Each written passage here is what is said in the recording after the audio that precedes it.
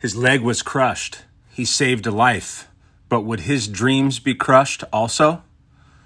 The small town of Tonyville, Kentucky during the Great Depression, unbeknownst to the small population of their town, only 1,200 still today, was raising an American hero. Born the sixth of 8 children to McDonald and Gonzella, 2 names that date the beginning of this American hero's life to nearly 100 years ago. Carl Brashear was born in hard days. As is often true that hard days build strong men, it was certainly true of Carl. His parents were sharecroppers, a market that rose to benefit landowners and those seeking to make a living for themselves largely after the Civil War.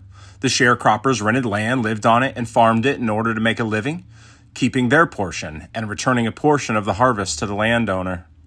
By the 1940s, the practice had largely died out with the mechanization of farming and increased opportunities in the industrial growth of America. It was a hard life for families to make it. They had little, but it was an honorable life. It was good work that provided for families. It was the life that built a young man capable of great things. In 1948, Brashear enlisted in the Navy at the age of 17. His ambition was to become a Navy diver. However, segregation was still very real in the Navy, and the only work open to an African American was the steward's branch. The steward branch is the Navy's version of house cleaning. It was largely African American men whose job it was to serve Navy officers in their living quarters and dining areas. So for 6 years, he persisted in requesting to attend the Navy's diving and salvage school. For 6 years, he was denied, largely because of his skin color. But in 1954, he was allowed to attend a diving school. He was trained, passed all testing. He became the first African-American Navy diver. If you love baseball, Carl Brashear appears like the Jackie Robinson of the Navy. 12 years of service with distinction as a Navy diver. Yet his greatest suffering and acts of heroism arrive in 1966. 2 U.S. aircrafts had collided over the Mediterranean Sea, a B-52 bomber with a tanker plane. The bomber was carrying a hydrogen bomb that was now sitting 2,600 feet below the sea surface off the coast of Spain. It was a race for the U.S. to salvage the bomb before a foreign nation salvaged it first. Brashear was on the search and salvage mission. The bomb was located and eventually recovered. However, an accident occurred that has left us with a heroic tale. A mooring line broke, causing a steel pipe to swing across the deck. Brashear acted quickly to push another sailor out of the way, likely saving his life. But the pipe struck and severely injured his leg below the knee. He insisted on saving his leg so he could continue diving. However, the injury was severe. It was medically impossible to save it, and amputation was necessary. I wonder if you've ever had your dreams and great ambitions threatened in an instant. At this point, Brashear could have easily accepted medical retirement. No one would have questioned his honor. Isn't it the most understandable thing in the world that if you lose a leg, you won't be able to manage the Navy diving suits weighing hundreds of pounds any longer? No one would have questioned his masculinity. He had already fought hard against bureaucracy, racism, and one of the most dangerous jobs in the Navy.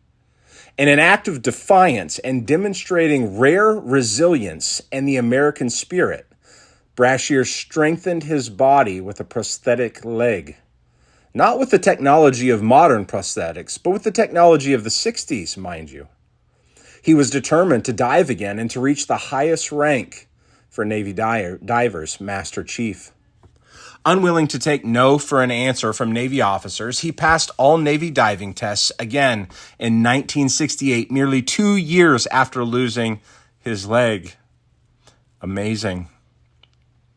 So not only was he the first African-American Navy diver, but Brashear also became the first amputee diver in the history of the United States Navy. Rather than accept his obvious fate of medical retirement, he achieved the rank of Master Chief 2 years later in 1970. He served in the U.S. Navy for 32 years with distinction, then living to see the movie Men of Honor made to share his story with the world in the year 2000. The young man from Tonyville, Kentucky, against all odds, is a true American hero. He reminds us that it doesn't matter where you start in life. It matters where you take it. Where you begin will always be with you. It will form you, but it does not need to hold you back from where you can take it, from loving your family, from loving your community and neighbors, and serving your country at whatever level you are capable. Now consider this.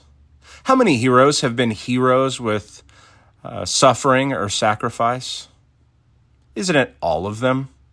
Heroes are most identifiable in how they handle suffering or in what they sacrifice for the good of another. They don't become slaves to their suffering. They choose to not be held in bondage to their suffering. They are often victims of great tragedies, but they do not live with the victim mentality that's so prevalent in today's America. They overcome because their life is about the service to others and a cause greater than themselves. For Brashear, serving his country, the good of his nation, was his honorable cause. Friend, patriot, our American heroes also give us hope.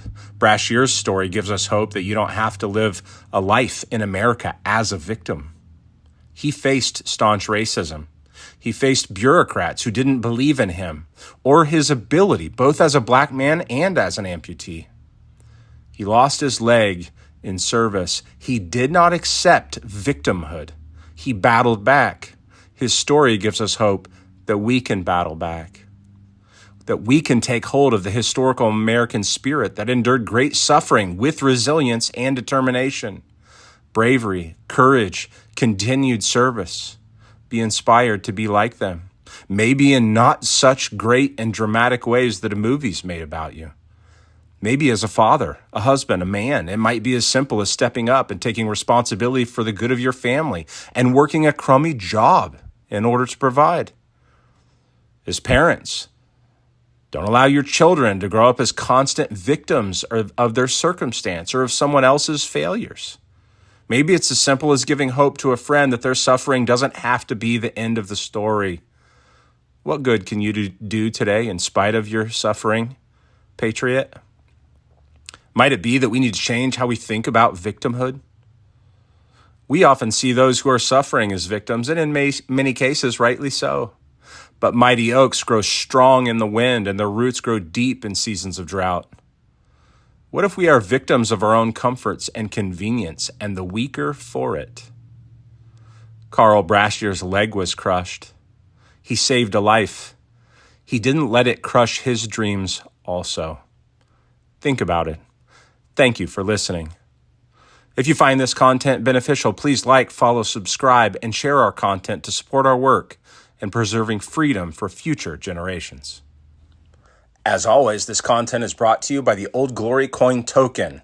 If you want to support our effort to preserve freedom for the next generation, please consider holding the Old Glory Coin Token and sending these messages along to people you know who want to do the same.